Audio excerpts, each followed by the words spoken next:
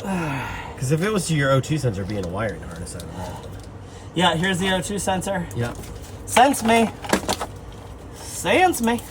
Are we going to get back to these bolts on the engine, Joe? Man, why are you always gonna rush me?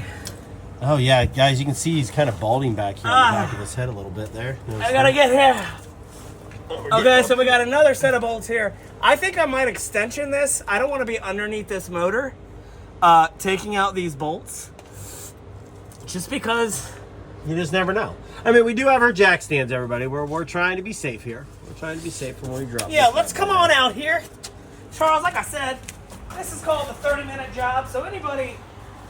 You can really take an engine out in 30 minutes. Anyone who really wants a 30-minute job, you gotta watch. Because this is how you do it. Okay. You getting in from up top again? You gonna try again? I don't know. What are we taking out now? Well, you didn't finish the bolts on the back side back there.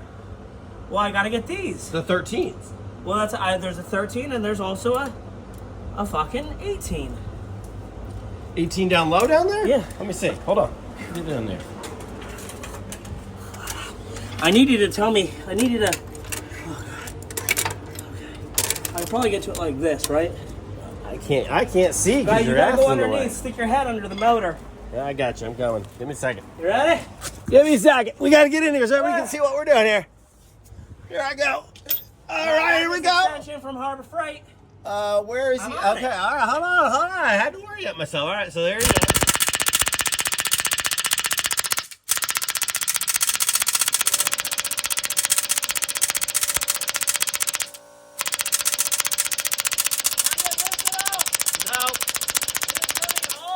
No.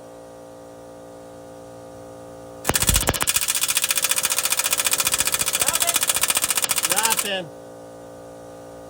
All right, give it a sec.